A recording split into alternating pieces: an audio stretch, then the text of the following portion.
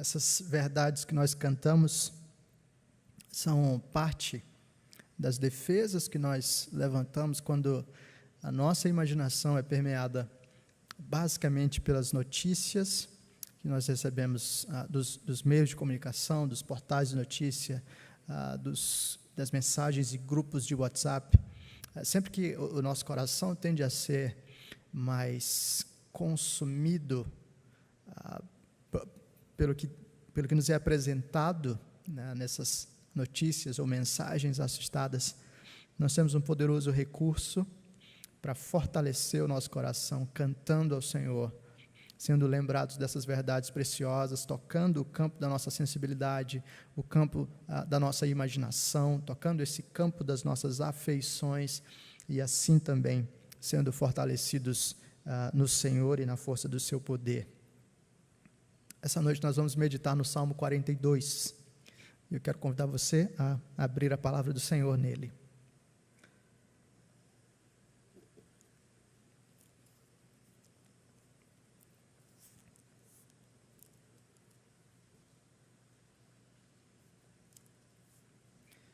O Salmo 42 nos diz assim: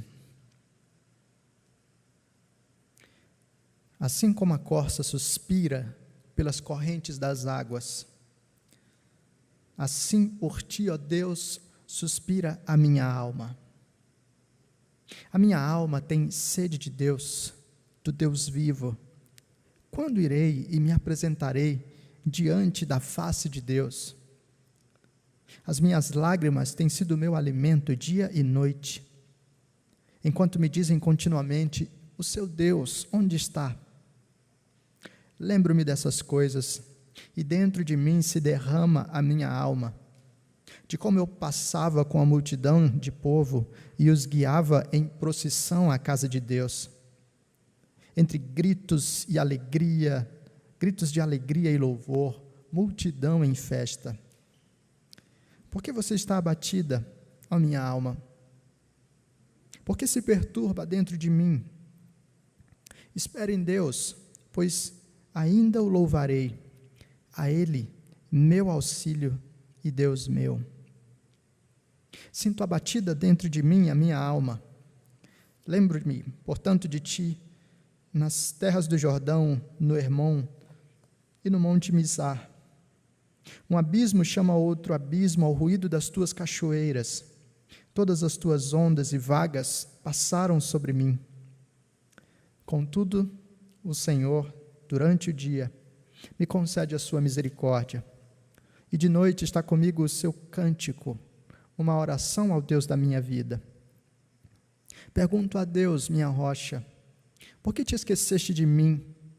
Por que hei de andar eu lamentando sob a opressão dos meus inimigos? Os meus ossos se esmigalham quando os meus adversários me insultam, perguntando sem parar: e o seu Deus, onde está? Por que você está abatida, ó minha alma? Por que você se perturba dentro de mim?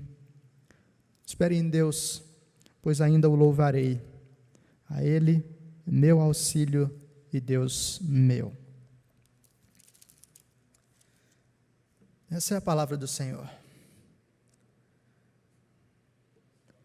Entrar na igreja, entrar aqui nesse auditório, nesses tempos de distanciamento social, é um tanto desafiador. É desafiador porque você entra e sabe que aquilo que era comum já não está mais presente. Onde é que estão os sons dos passos, da respiração das pessoas, o som das conversas?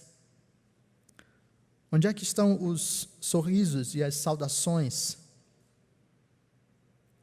Onde é que está até mesmo o cheiro daquele perfume que deixa o seu nariz profundamente irritado porque algum irmão decidiu exagerar na dose antes de vir para a igreja?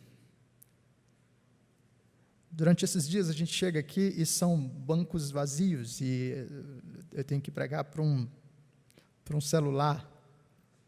É claro, eu sei que todos vocês estão ouvindo do outro lado, mas O vazio dos bancos reforça a memória do que é a nossa igreja, na sua rotina comum. Num desses dias, num dos cultos transmitidos após a celebração, o câmera virou antes de terminar e as pessoas viram os bancos vazios. Eu lembro de algumas pessoas fazerem contato comigo para dizer como eu sofri em ver aquela cena, em ver aquela imagem de uma igreja completamente vazia. O Salmo 42 fala sobre um povo que experimentou tempos de glória, alegria, beleza, comunhão, festa. E de repente agora se percebe uma realidade bem diferente. E de certa forma, o que eles fazem continuamente é se lembrar dos episódios anteriores, apenas para sentir cada vez mais fortemente a dor da ausência dessas coisas. O Salmo 42 nos fala sobre memória. E é interessante porque ele nos apresenta duas formas de enxergar a memória. Uma forma que tem a ver com desorientação e uma que tem a ver com reorientação.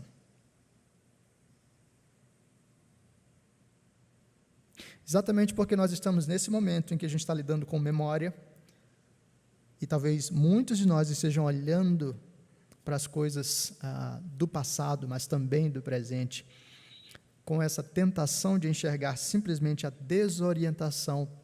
Nós precisamos de salmos assim, que nos ajudem a enxergar como a reorientação pode encontrar lugar na nossa vida, no nosso pensamento, no nosso coração. A primeira coisa que eu e você deveríamos perceber é o modo como o sofrimento é descrito na vida desse povo. Porque ele é cheio de imagens, e essas imagens são ótimas para, de fato, nos fazer sentir um pouco daquilo que aquele povo estava sentindo. Então, logo no início, ele traz para a gente a imagem de: assim como a corça suspira pelas correntes das águas, assim por ti, ó Deus, suspira a minha alma. E a imagem aqui é de um animal sedento no meio do deserto. E esse animal está bastante desorientado. Ele não consegue simplesmente fazer sair água da rocha, como Deus consegue. Esse animal está sedento e desesperado por água. E a descrição do salmista é que o povo do Senhor agora tem exatamente essa mesma percepção.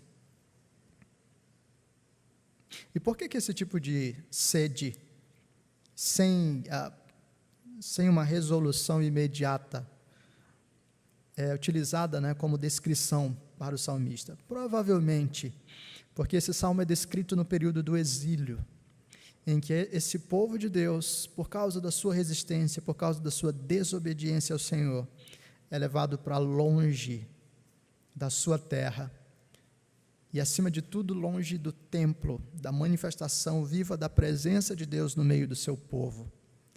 E agora, distantes de Jerusalém, distantes do templo, essas pessoas sofrem, se comparando a uma corça desesperada por correntes de água. A descrição da tristeza é forte o suficiente para você ver no versículo 3, a ideia de lamento e choro constante. As minhas lágrimas têm sido o meu alimento dia e noite. E para piorar, aquelas pessoas, os dominadores do exílio, a terra já é estranha, mas o povo é hostil, e o povo hostil zomba dizendo: onde é que está o seu Deus?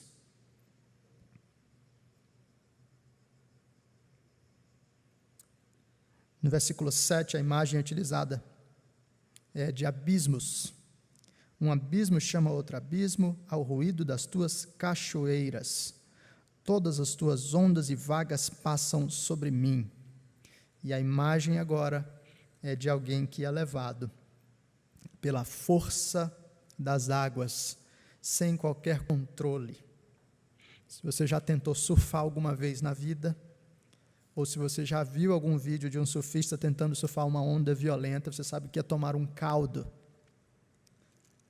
E muitas vezes a força da água é tão maior do que a nossa, que leva tempo até a gente conseguir subir de volta.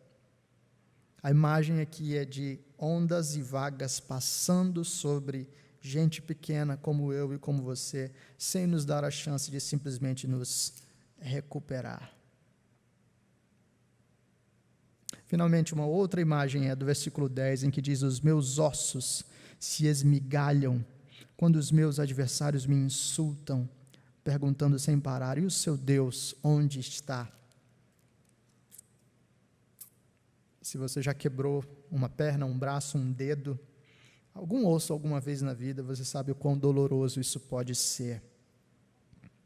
Agora é a dor da humilhação, a dor da zombaria, do desprezo e da hostilidade de um povo que se levanta contra Deus. Essa é a imagem do povo no Salmo 42. Sedentos, atropelados pelas ondas e águas, esmigalhados em seus ossos, pelo ódio e pelo desprezo. No meio desse cenário, esse povo exerce a memória. Mas, primeiramente, a memória de um modo destrutivo, a memória da desorientação. Então, o versículo 4 nos diz: lembro-me dessas coisas, e dentro de mim se derrama a minha alma, de como eu passava com a multidão de povo e os guiava em procissão à casa de Deus, entre gritos de alegria e louvor, multidão em festa. A imagem aqui é de fato dos filhos de Corá conduzindo o povo em procissão, adorando ao Senhor com cantos, com alegria, com festa. E essas imagens voltam à tona desse povo, mas essa lembrança, em vez de trazer alívio, só traz mais dor. Por que eu não estou mais vivendo isso? Por que eu não estou mais experimentando isso? Mais uma vez a memória retorna, lá no versículo 6, sinto abatida dentro de mim a minha alma, lembro-me, portanto, de ti nas terras do Jordão, no Hermon e no monte Mizar, nas terras em que o Senhor conduziu o seu povo e abençoou o seu povo. A lembrança daquilo que já aconteceu um dia, daquilo que já foi bom um dia, pode ser profundamente desorientadora, pode ser profundamente massacrante sobre nós hoje. Talvez você esteja lembrando, nesse contexto mais imediato de vírus, você possa lembrar de algumas semanas antes, de você visitando os seus pais, já idosos, e você lembra com saudade, dizendo como era bom poder chegar e simplesmente dar um abraço na minha mãe, um abraço no meu pai, sem ter que me preocupar se o meu abraço causaria algum mal para ele ou para ela. Talvez você, idoso ou idosa, esteja lembrando exatamente do abraço dos seus netos, da visita dos seus filhos. Talvez você, marido e profissional, esteja lembrando como algumas semanas você poderia sair tranquilamente para abrir o seu comércio e assim ter o sustento do dia. E talvez todas essas lembranças, em vez de produzir algum tipo de alento em você, só sirvam para trazer mais dor e desorientação ao seu coração. Mas não só nesse período de coronavírus. Nós sabemos lidar com as memórias desse modo. Talvez você olhe para o seu casamento agora e você lembre do que ele foi nos primeiros anos de casado e você pensa, naquele tempo tudo era bom. E olhar agora para as crises que você experimenta, só tragam para o seu coração mais dor. Talvez você lembre de como os seus filhos na infância eram obedientes e alegres, algo totalmente diferente daquilo que eles têm se tornado hoje no trato com você ou no trato com as pessoas. E a lembrança dessas coisas seja como uma faca perfurando o seu peito.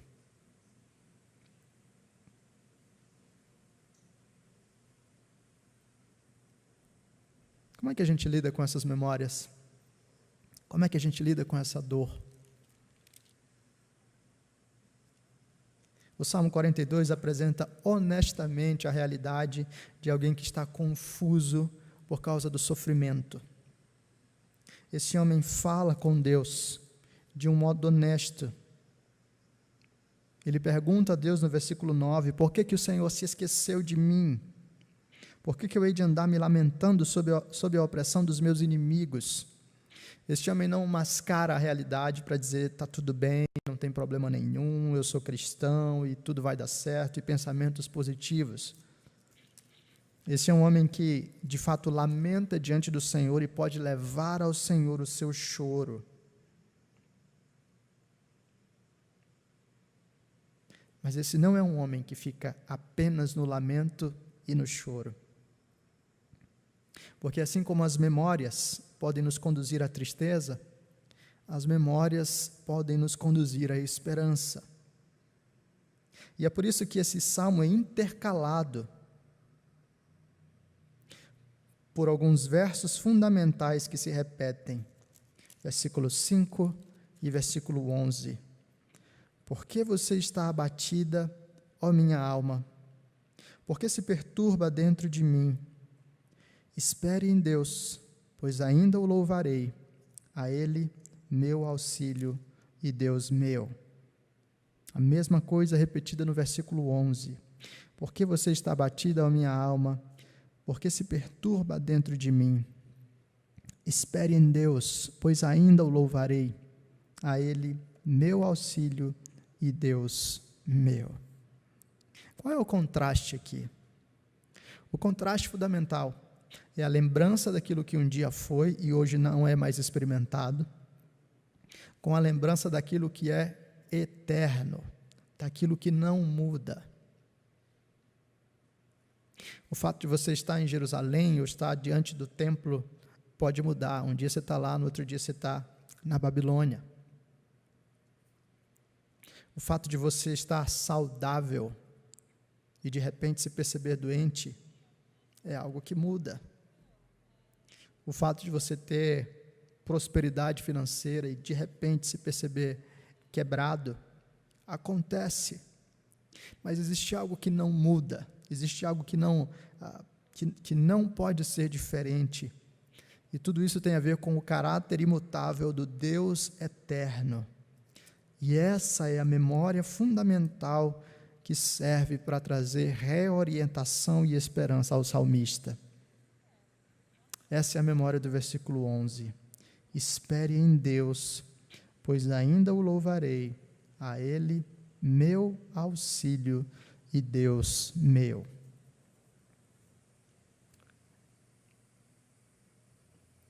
A lembrança fundamental para o coração do salmista é a lembrança de que Deus é auxílio.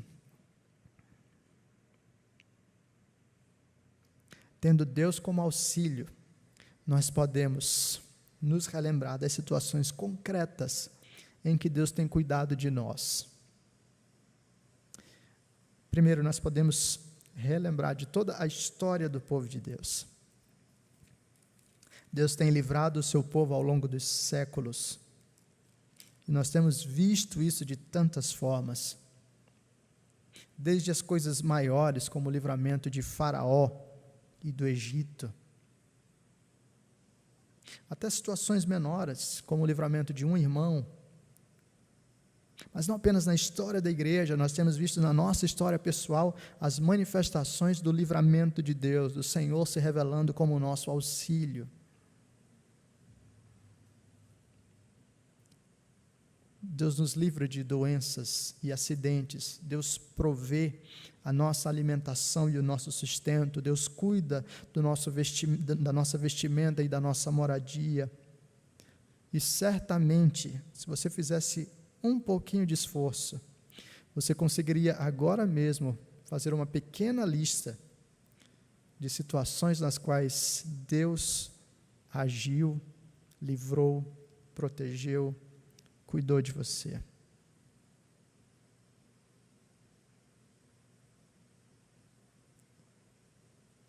Então veja que, no fim das contas, não é que você não deva se lembrar daquilo que já foi um dia e hoje não é mais, ou não tem sido, mas é de que tipo de memória vai ocupar o papel central na sua percepção da realidade. Você pode se lembrar das coisas simplesmente com um olhar de lamento e desesperança, de desorientação, para dizer, está tudo errado, porque um dia foi bom e agora está ruim. Ou você pode se lembrar de quem o Senhor é, e a partir dessa lembrança olhar para a realidade. De fato, as coisas parecem estar fora de lugar, mas Deus é o meu auxílio, Ele é o meu Deus.